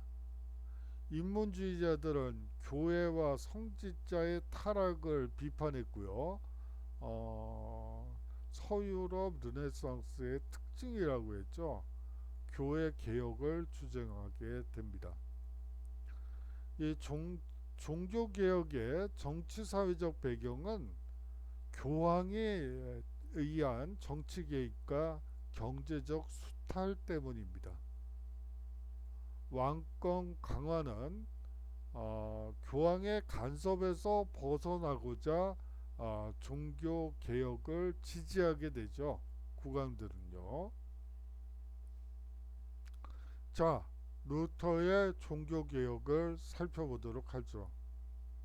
이 배경은 이 독일의 정치적 분열과 관련되어 있습니다. 독일이 정치적으로 분열되어 있다 보니까 신성 로마 제국의 황제는 계속해서 이탈리아에만 신경을 쓰고요. 독일 문제에는 별로 관심이 없고 독일 국내는 정치적으로 분열되어 있기 때문에 교황은 착취를 하기에 아주 쉬운 대상으로 독일을 봤죠. 그리고 교황의 착취가 매우 심각했습니다. 교황 레오 10세는 성 베드로 성당 증축 비용을 마련하기 위해 면죄부로 판매에 나서게 되죠. 면죄부에 대해서는 뒤에 슬라이드에서 자세히 살펴보도록 하고요. 노턴은 95개조 방방문을 발표하게 됩니다. 1517년의 일이고요. 기성교회와 교황을 전면 비판하게 됩니다. 인간의 구원은 오직 신앙과 신의 은총에 의해 이루어지며 성서만이 신앙의 유일한 근거라고 주장한 것이죠. 자, 95개조 반박문을 요새식으로 하자면 대학 정문에다가 대자보를 붙인 거라고 보시면 돼요. 그 정도였죠. 그런데 이것이 독일을 변화시키죠. 작은 운동이 큰 변화를 만들었던 사건 중에 하나예요. 95개조 반박문을 보면 6조에 이런 내용이 있습니다. 교황은 신으로부터 용서된 바를 선언하고 신의 용서를 확증하는 이외에는 어쩐 죄도 용서할 수 없다. 제27조에 의하면 그들은 헌금 상자에 던진 동전 소리에 죽은 자의 영혼이 연옥에서 튀어나온다고 설교한다. 제36조에는 진실로 회개한 그리스도교도는 면죄부가 없어도 징벌이나 죄에서 완전히 해방된다. 제86조를 보면 오늘날 최고의 부자보다도 더 부유한 교황은 어째서 자신의 돈이 아닌 가난한 신자의 돈에 의지하여 선당을 개축하려 하는가? 이런 대자보를 자기가 가르치는 대학의 정문에다 대자보 형식으로 붙였던 것이죠.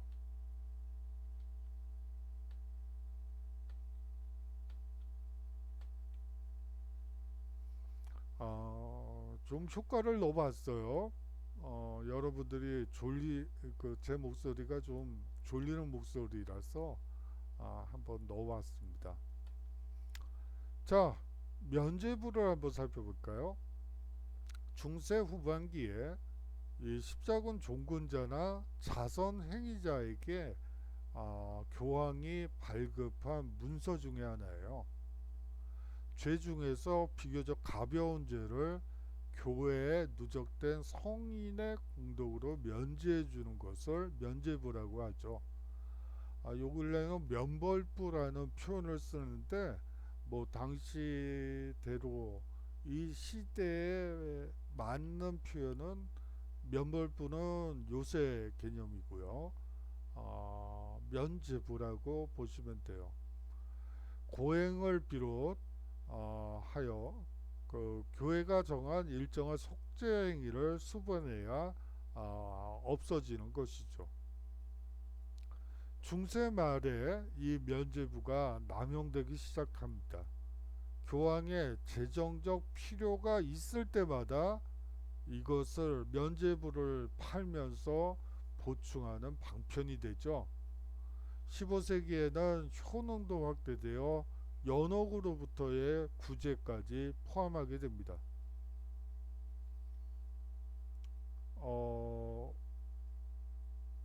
가톨릭에는 천당과 지옥과 가운데에 연옥이 있어요. 이 중세 사회는 논리 구조가 요새는 이분법적이죠. 극단으로 될 확률이 높은데 이 중세 사회는 신분제도 세계의 신분이죠. 이 모든 것을 세계로 만들어야지만 직성이 풀리는 것 같아요. 그런 특징도 있다는 것을 좀 약간 옆으로 세서 말씀드리고요. 여하튼 면죄부 판매는 종교개혁의 발단이 되고 교황 레오 10세는 성 베드로 성당 증축 비용 마련을 위해서 이 면죄부를 판매하게 됩니다. 이 루터의 종교개혁의 전개과정과 결과를 보시도록 하죠. 브룸스 국회가 1521년에 열리게 됩니다.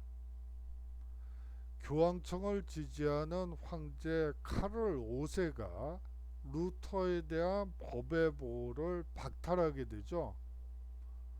자, 공민권 박탈이 이루어지고요. 그렇게 되면서 사실상 법의 보호를 받지 못하게 된다는 말은 무슨 얘기죠? 쉽게 말하면 이 사람을 누가 와서 죽여도 루터를 누가 와서 죽여도 법의 보호를 박탈당했기 때문에 뭐 그냥 죽는 거죠. 무슨 수사를 한다든지 왜 죽였냐고 따진다든지 이렇게 할 수가 없는 거예요. 그렇게 되면서 작생공의 성으로 피신하게 되고요. 이 작생공의 성으로 피신한 것은 사실은 상당히 중요해요. 왜냐하면 라틴어 성서를 독일어로 번역한 때가 바로 작생공의 성으로 피신한 무렵이죠. 아까 국민 문학의 발달에서도 얘기를 했지만 사실상 독일어로 번역했다는 것은 상당히 중요합니다. 그거는 성서의 보급과 근대 독일어 발달에 공헌이 컸던 것이죠. 사실상 95개조 반박문에 의하면 농노제 폐지와 교회세 폐지 얘기도 들어가 있어요. 그래서 이 루터의 95개조 반박문에 그리고 성직자 임명권을 농민들이 가져야 된다고 얘기를 했죠. 그렇기 때문에 거기에 자극을 받은 독일 농민들이 내전을 벌이게 됩니다. 농민 반란을 일으키게 돼요. 농민들은 농노제와 교회세 폐지 뿐만이 아니고 성직자 임명권도 요구하게 되죠. 그런데 루터는 이 농민을 비판합니다. 그러면서 봉건제후를 지지하게 되죠. 이렇게 되면서 농민들은 이 루터에 대해서 상당히 실망하게 돼요. 이 루터파 교회의 성립을 한번 볼까요? 이 제후와 자치도시의 지원으로 슈말칼텐 동맹이 결성이 됩니다. 1531년의 일이고요. 이들 슈말칼텐 동맹은 사실상 루터파 제후들이라고 볼 수 있고 이들은 황제 카를 5세와 대립하게 됩니다. 자,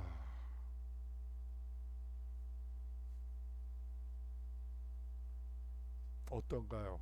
우리 이 PPT의 응원, 파도 타기 응원에 힘입어서 보다 더 열심히 하라는 뜻인 것 같아요. 그래서 조금 더 나가도록 하겠습니다. 루터 종교 개혁의 결과 이 아우크스부르크 화의가 1555년에 이루어집니다. 루터파 교회가 공식적으로 인정된 시기죠. 회의죠. 그런데 여기서는 제후와 도시 지배자에게만 종교 선택권이 부여됩니다.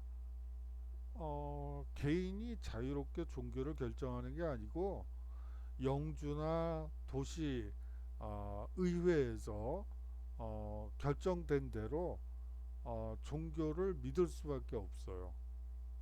그리고 그 선택도 가톨릭과 루터파로만 한정되었죠. 이 루터파 교회는 북독일과 덴마크 그리고 스웨덴, 노르웨이 등으로 전파되게 됩니다. 자, 칼뱅의 종교개혁을 살펴보도록 하겠습니다. 이 칼뱅이 스위스 제네바에서 종교개혁에 성공하죠. 1541년의 일입니다. 칼뱅의 교리는 성서지상주의라고 볼 수가 있습니다. 성서에 없는 일체의 교리와 종교적 의식, 재래를 배격했죠. 가장 큰 특징은 예정설이에요. 인간의 구원은 신에 의해 미리 정해져 있다는 것이죠. 신의 구원을 확신하고 신의 소명인 자신의 직업에 충실할 것을 강조합니다. 그리고 절약과 검소한 생활을 강조하죠. 자, 여기서 신의 소명인 자신의 직업에 충실해라. 어떻게 들리세요? 상당히 이건 보수적인 얘기죠. 직업의 유동성이라든지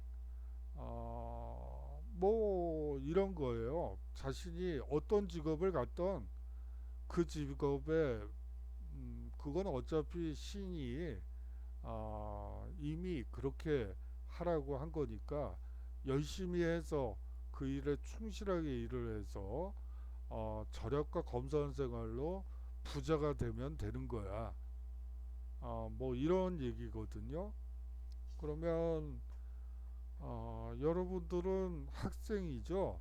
그러면 여러분들의 직분은 뭐가 되죠?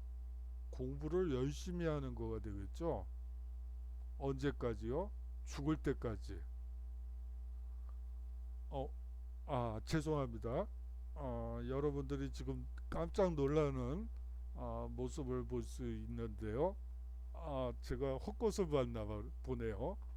여하튼 그런 식의 구조라는 것은 분명해요. 한번 선생은 뭐 영원한 선생이고요. 거기에 뭐 시선을 돌려서 다른 일에 관심을 갖는다든지 그거는 구원하고는 점점 멀어진다고 보면 되는 것이죠. 자, 부의 축적과 이윤의 추구를 인정합니다. 상공업자들은 여하튼 돈을 많이 벌고 이윤을 챙겨서 부자가 되는 것이 신의 은혜라고 얘기했던 것이죠. 상공업에 종사하던 시민층의 지지가 있었고요. 근대 자본주의 발달에 기여하게 되죠. 자, 전파 지역을 보면 영국의 청교도, 프랑스의 위그노, 스코틀랜드의 장로파, 네덜란드의 고이센으로 나타나게 됩니다. 전파된 지역에서 불려진 이름들이에요. 자, 영국의 종교개혁을 살펴보도록 하겠습니다. 영국 종교개혁의 배경은 헨리 8세의 이혼 문제로 교황과 대립했기 때문이에요. 뭐 이것도 얘기를 시작하면 한도 끝도 없는 얘기들이에요. 하지만 뭐 간단하게 얘기하면 이혼 문제로 교황과 대립하게 되죠. 자, 이렇게 되면서 헨리 8세가 수장법을 선포하게 됩니다. 국왕이 영국 교회의 수장임을 선포한 것이죠. 수도원을 해산하고 토지와 재산을 국가가 몰수했어요. 왜요? 영국 교회의 수장이 국왕이죠. 그러니까 수도원의 땅도 역시 국왕의 땅이 되는 것이죠. 다시 말하면 이 수장법이라는 것은 왕실 재정 강화에 더 큰 이유가 있었던 거예요. 거기다가 왕실의 지지 계급이 필요했죠. 지지 계층이 바로 이 몰수한 교회 재산을 젠트리에게 싸게 싼 값에 매각했던 거예요. 그러면서 이들은 소토지 자영농이 되는 것이죠. 그러면서 이들은 국왕에 대한 충성심이 대단한 그룹으로 됩니다. 다시 말하면 영국 종교개혁의 핵심은 왕실 재정 강화와 젠트리에게 싼 값으로 수도원 땅, 교회 땅을 불화해 줌으로써 사실상 왕권을 강화했다는 것이 가장 큰 의지라고 볼 수가 있겠죠. 엘리자베스 1세가 통일법을 발표하게 됩니다. 1559년의 일이고요. 그러면서 영국 국교회가 확립됩니다. 우리나라에는 성공회라고 되어 있죠. 영국 종교개혁의 특징을 보면 정치적 목적, 자칫 말하면 몰수한 교회 재산을 젠트리에게 싸게 불화해 줌으로써 왕실에 대한 지지 계층을 확보하려는 정치적 목적, 경제적 이해관계, 왕실 재정 강화가 배경입니다. 신교의 교리와 가톨릭 교리를 절충하게 되죠. 바로 이 점 때문에 청교도들의 불만이 확대되었습니다. 그것은 나중에 영국 혁명, 청교도 혁명으로 커지게 되죠. 가톨릭 교회의 대응을 살펴보도록 하죠. 바로 교황의 권위와 교리가 재확인되었습니다. 교황은 무오류다. 오류가 있을 수 없다. 기존의 교리는 정당하다. 이렇게 선언하는 것이죠. 단 가톨릭 성직자 내부에 폐단도 있었고 성직자들의 문란한 비윤리적인 행동도 있었다. 이 점에 대해서는 시정을 하게 됩니다. 가톨릭 교회의 정통성을 재확인하게 되고요. 여기서 사실상 종교재판소가 설치가 되고요. 금서 목록이 작성이 되게 됩니다. 그리고 신교 확산 방지를 위해서 부단히 종교재판소와 여러 금서 목록을 작성하게 되는 것이죠.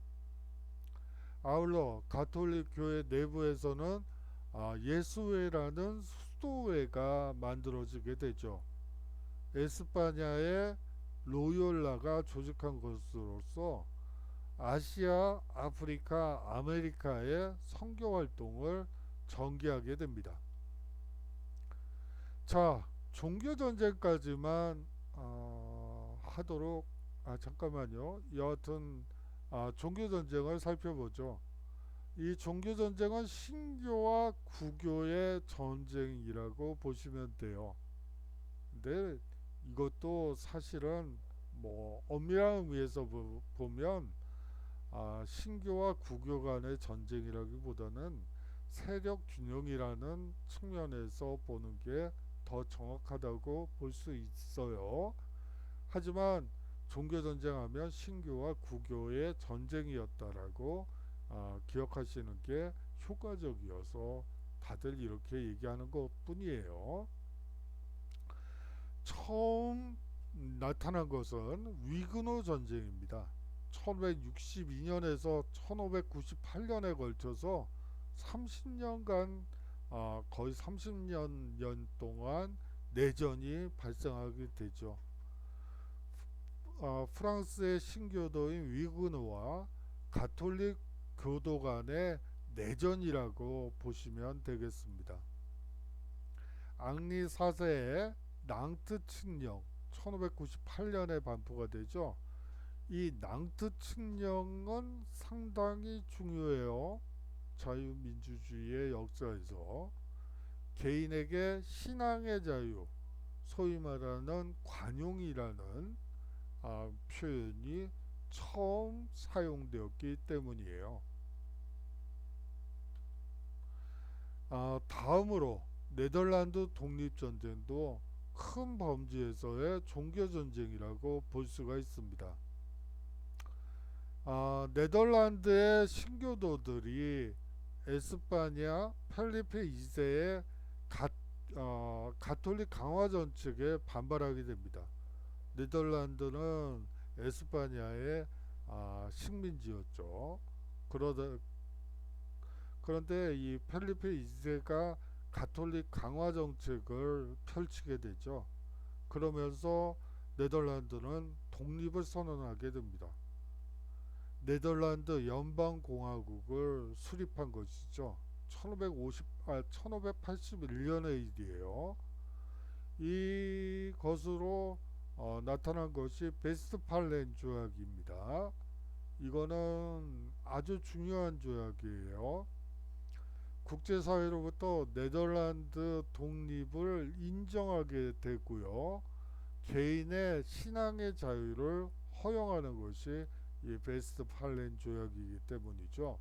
이 낭트 칙령은 불란서 국내에 한정된 것이라면 이 베스트팔렌 조약은 사실상 국제법으로서 서유럽 각국의 공이 규정된 법률이기 때문에 더 중요하다고 볼 수가 있습니다. 30년 전쟁도 역시 중요한데 이거는 세력 균형의 원칙이 훨씬 더 강화해서 종교 전쟁으로 보지 않는 사람들도 많이 있어요. 하지만 큰 범주에서는 또 종교 전쟁이라고 볼 수가 있습니다. 독일의 신교도와 구교도 간의 내전에 이 덴마크, 스웨덴, 프랑스와 에스파냐가 개입하면서 국제전으로 확대됐던 것이죠. 구교도 국가인 프랑스가 신교도 편을 들어요. 그리고 에스파냐는 뭐 원래 구교도니까 상관이 없는데 이렇게 되는 거예요. 이 독일 국토가 이 30년 전쟁으로 황폐해지고 인구가 급속도로 감소되죠. 이 시기는 대포가 뭐 기본적인 군사 무기였기 때문에 인구 감소에 많은 인구가 감소하게 됩니다. 그리고 1648년에 베스트팔렌 조약으로 30년 전쟁은 종결되게 되죠. 개인에게 신앙의 자유가 허용되었습니다. 아주 중요해요. 그리고 앞서 얘기한 바대로 네덜란드 독립이 국제적으로 공인되었다는 거 두 가지가 핵심입니다. 종교개혁의 역사적 의의를 한번 보도록 하죠. 중세 그리스도교 세계의 통일이 파괴되었다는 게 중요해요. 로마 제국의 보편적 이념을 계승한 중세 가톨릭 교회의 보편적 이념이 현실적으로 파괴되고 이념상으로도 사라졌다는 점도 역시 중요합니다. 이제 종교는 세속에 대한 지배력이나 통제력을 상실하게 되죠. 점차 개인의 영혼의 문제로 내세의 문제로 국한되게 됩니다. 다시 말하면 개인주의의 등장을 의미하는 것이죠. 베스트팔렌 조약을 통해서 이제 개인이 종교를 선택할 수 있게 됐던 거예요. 그러면서 개인주의가 서서히 나타나기 시작한 것이죠. 아울러 국가 중심의 세속적 현실적인 유럽 근대 세계가 성립되게 됩니다. 그리고 그 발전에 공헌하게 되죠.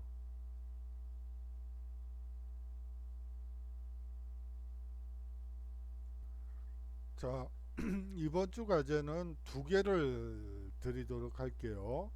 하나는 백년 전쟁과 장미 전쟁이 봉건제에 기초한 서구 세계를 근대 국가로 나아가게 만든 분수령이라고 얘기들을 하는데, 그 원인은 무엇인지 한번 여러분들이 생각해 주셨으면 좋겠습니다. 아울러서 두 번째 문제를 드리면요. 우리가 르네상스를 배웠죠. 그런데 이탈리아 르네상스와 북유럽, 서북유럽 르네상스, 그리고 종교개혁, 그건 큰 범주로 르네상스 운동이라고 볼 수가 있는데, 약간씩 다르죠. 어떤 점이 다른지 한번 여러분들이 수업을 들어보셨으면 아실 테니까 그냥 간단하게 적어 주시면 될 것 같습니다. 자, 다음으로는요. 어디 갔죠? 다음으로는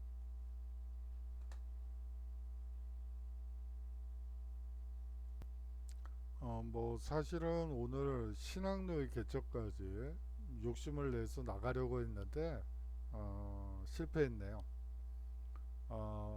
여하튼 수고 많으셨고요. 또 다음 강의에서 인사드리도록 하겠습니다. 건강에 유의해 주시고요. 뭐 아무래도 이제 한 5월 첫째 주에 이제 수업을 뭐 제대로 하게 되겠죠? 그때 건강한 모습으로 만나 뵀으면 좋겠네요. 자, 그러면 다음 주에도 뭐 여전히 대면 강의는 안 되고 또 그냥 동영상 강의를 해야지 되겠네요. 여하튼 안녕히 계시고요. 다음 주에 인사드리도록 하겠습니다. 아, 잔소리 한 가지 할게요. 이제 어, 어, 곧 이제 학기가 시작이 되겠죠. 그러면 이제 규칙적인 생활을 해야지 되는데, 아니 뭐이 늦게까지 게임을 한다든지 뭐 친구들하고 수다, 아니 뭐 여하튼 규칙적인 생활을 하셔서 이제 학기 초가 됐을 때 여러분들이 정상적으로 생활할 수 있도록 규칙적인 생활을 해주셨으면 좋겠네요. 자, 그러면 다음 주에 인사드리겠습니다. 안녕히 계십시오.